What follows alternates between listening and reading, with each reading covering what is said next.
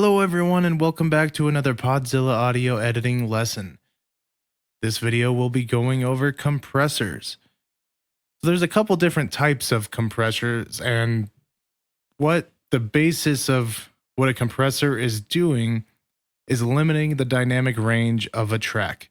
And what the dynamic range is the distance between the loudest or the highest dynamic peak in the track and the quietest or the lowest dynamic of the track.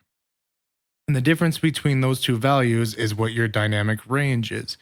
And you do want to have some dynamic range because no one talks at the exact same volume at all times. That'd just be weird. But you also don't want someone to be yelling at you and then whispering and then yelling and then whispering. So you want to have a very intentional dynamic range in your editing. And just a bare minimum compressor does that by cutting out the top peaks and kind of squishing them down a little bit so you get a little bit better flow and you don't have that insane range inside your track. And there's another type of compression as you go a little bit more intricate. You can get into what is known as multiband compression. And right here on this TDR Nova that I have pulled up, if you are thinking this looks like an equalizer, then you'd be right, because it is an equalizer. But the really cool thing about TDR Nova is you can turn it into a multiband compressor. And what you can do is change exactly where and what frequencies you want to be compressed. And you can narrow it down, you can widen it out, you can make this a shelf so you get only all the highs, or same thing over here, you get only all the lows if it's set up to be a shelf. So that way, if you don't want to compress the entire track, you can only compress very specific parts of the track. So that comes in a lot of handy. Another type of compression is a parallel compressor, and that is what ComBear is. All of these technically are parallel compressors because they all have this mix knob here or this dry wet knob here. Because what a parallel compressor is it runs parallel the original sound and the compressed sound. So that way you get a little bit more of the natural sound. You don't get so much of the compressed.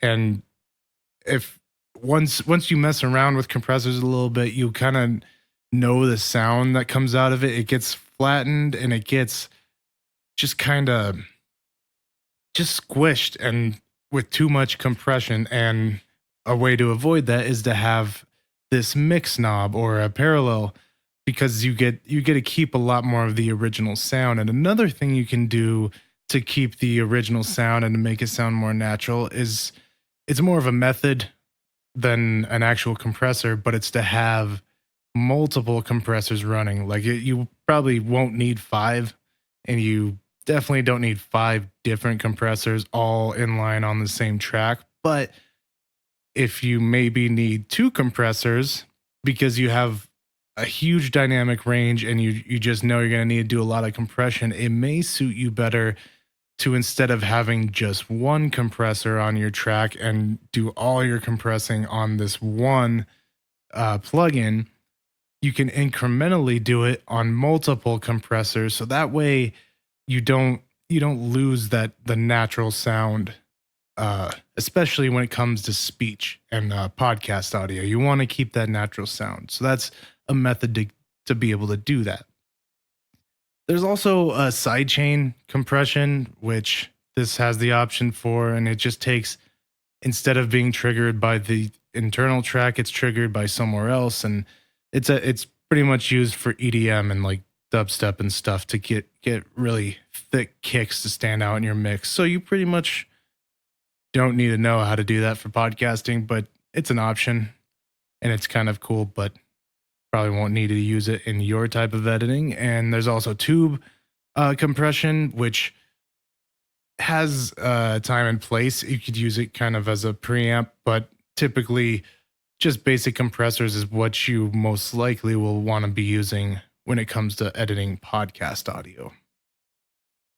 Now, to go over and explain just how these work a little bit, I'll use Rough Rider here because the knobs are the easiest to see. So, what ratio is the amount of compression. If you set it to 1:1, there's no compression because it's just a ratio of 1:1. Everything that's getting passed after the threshold is just getting the same compression rate. There's not much it's doing. But as you go up to 2:1, that's where you start to get a little more compression because everything above your threshold is now being compressed by a 2:1 ratio, which means for every 2 decibels above your threshold, it will be compressed down to 1. So if it's 4 decibels over your threshold, it will be compressed down to 2. If it's 6 decibels over, it'll be compressed down to 3, and so on. And as you go up, the higher you go up, the less variance you're going to have in your peaks because you go all the way up, everything's going to get pushed down to 1. So you essentially eliminate most of your peaks or any kind of movement in the top because you're just crushing everything. And that's you effectively turn a compressor into a limiter because that's what a limiter is. If you saw my limiter video, you know that's essentially what the difference is between a compressor and a limiter is the ratio being set so high because you don't want any peaks to be sneaking through.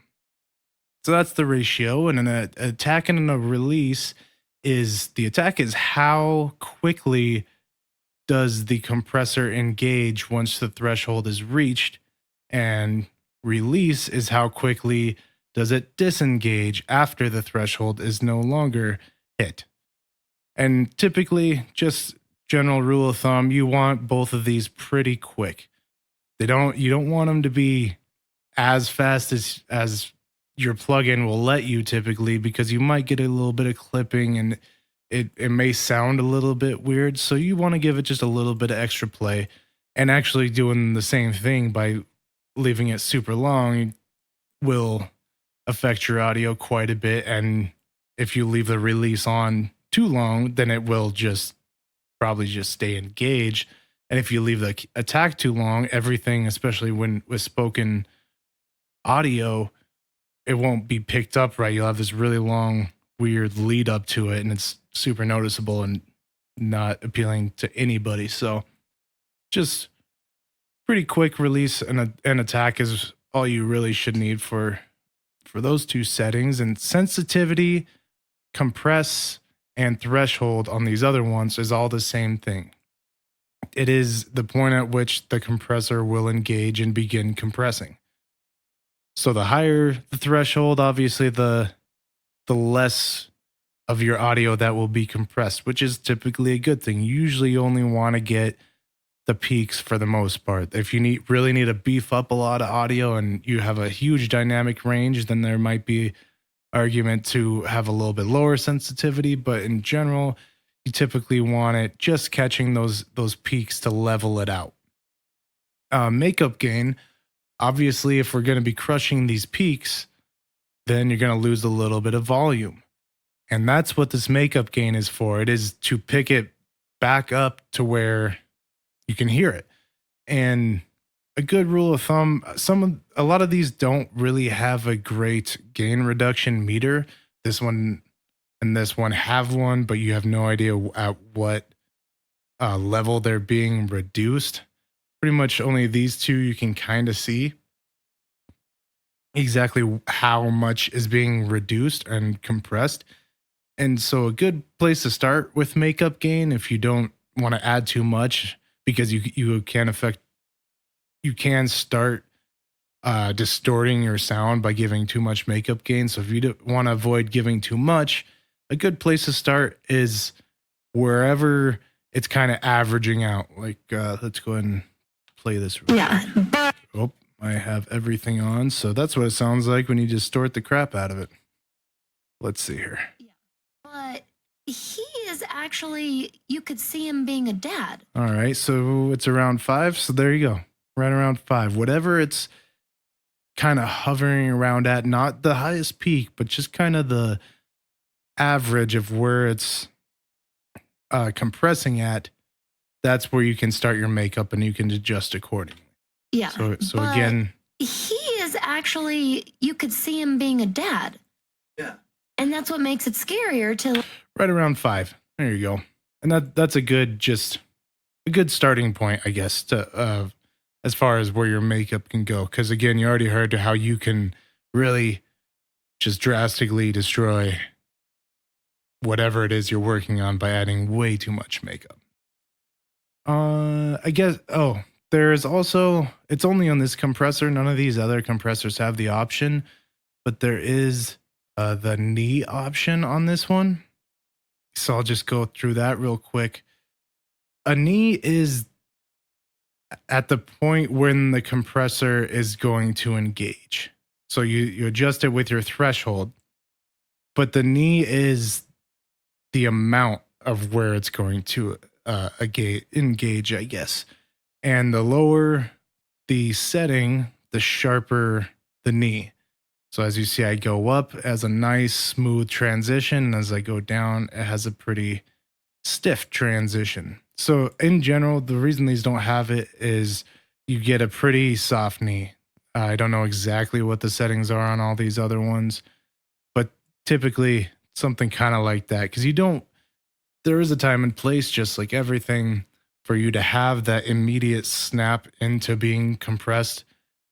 But with spoken audio, with podcasts, anything like that, with vocals, you typically want a nice smooth transition because voice is just rounded. You don't need that super snappy sound like you may on an instrument. The voice needs a little bit more rounding. So that's what a knee is. That's pretty much all of the knobs that you should have to deal with. So I guess I'll just kind of go through each one, how I would set it up, at least from a starting point. Definitely starting a lot lower there of just how I'd kind of adjust these. So I guess start with this one. We'll throw on some audio. Yeah, but he is actually, you could see him being a dad. There you go. It's that easy. You can really get in here and start playing to get the exact sound you want.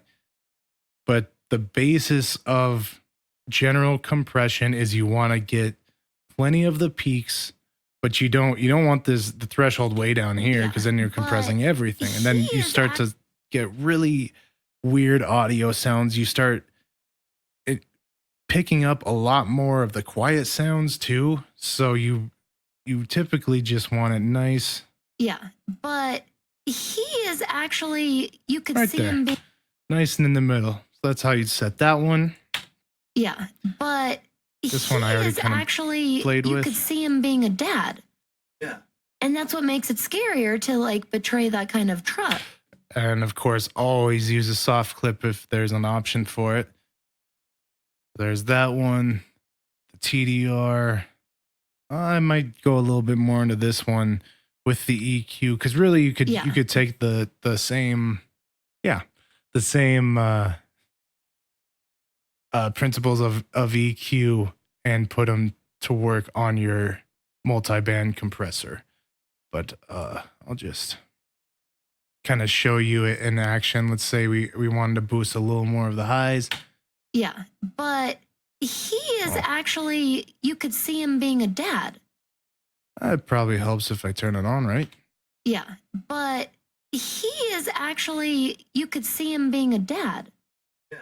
And that's what makes it scarier to like betray that kind of trust. It's the same reason Ryan Reynolds is so scary in Amityville Horror. Exactly, because he could be a good dad. So you can kind of see how that works. I'm just showing you some drastic changes, because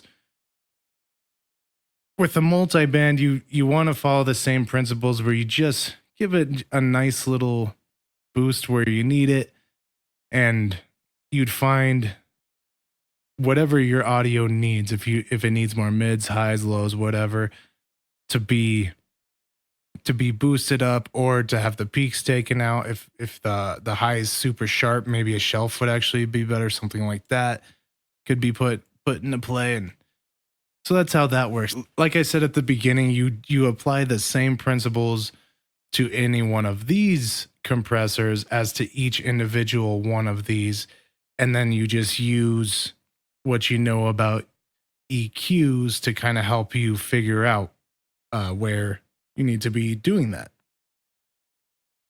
Sometimes it's just the highs, sometimes it's just the lows, and sometimes it's mid, sometimes there's a really annoying sound in there you want to take out, but the principle kind of stays the same. We're just a little bit on the gain and adjust your threshold accordingly. And that's how that guy works. Let's go ahead and plug that one off. Rough Rider here. Let's go ahead and turn this one on. But ooh, now you can already hear that distorting like crazy. yeah, but he is actually, you could see him being a dad. Yeah. And that's what makes it scarier to like betray that kind of trust. There you go. Something like that. So you just barely get the little bit of play there in the gain reduction knob. And I guess lastly, we can mess with the ComBear. Yeah, but super. He is actually, you could see him being a dad. Way too much makeup. And that's what gain. makes it scarier to like like betray that kind of trust. It's the same reason Ryan kind of Reynolds something is so going like in that Amityville Horror. could actually work pretty Because he well could be for a you. good dad. And when that Zoom in turns a on you, little bit. that's You see how it's terrifying. just right Jack around the Nicholson 3. and Shelley Between Duvall 3 to 5 is would what I never usually get aim for married when I'm and have a just kid, starting ever. to make my adjustment settings. Yeah, but oops, now I'm just opening all sorts of stuff. You could see him All right. being a dad. There you go. And I guess I'll just show you. I'm just going to duplicate a couple of these. Let me get these out of here. Let's just say we're doing, I guess I'll start with this actually. So this is how you do but multiple. He is actually, you could see him being a dad. Nice and soft. And add just a tiny attack here, tiny bit of release. We'll drop down the ratio and we'll, like I was saying before, trim down the dry wet a little bit. Add another one. Yeah, but he is actually, you could see him being a dad. Drop down and that's what makes it scarier to...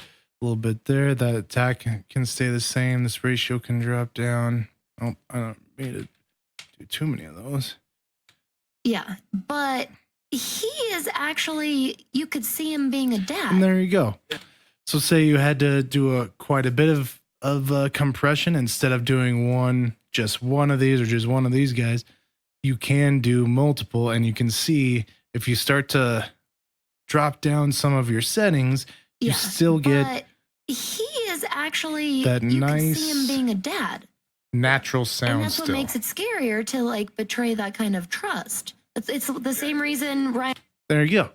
So those are a couple ways you can use the compressors. Those are how you use some of those compressors, and that is what what's happening inside the compressor and what each individual knob and setting is doing on your compressors. So hopefully you learned something. Hopefully you have a little bit better understanding of how to use compressors going forward. They are a very, very useful tool. One of the most useful tools that you can have in your inventory. So it's super important that you know how to use them pretty well.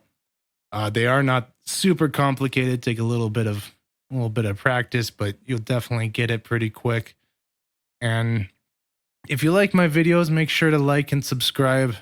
I'm sure you get sick of hearing that in every single YouTube video, but it does really help. It really helps the algorithm that they have going on back there. So please like and subscribe if you want to see more podcast audio editing tutorials like this. I'll be coming out with more and more how to use each individual plugin and little tips and tricks and whatnot I've picked up along the way. So make sure you subscribe to check that out. And thank you for joining me, and I'll see you in the next video.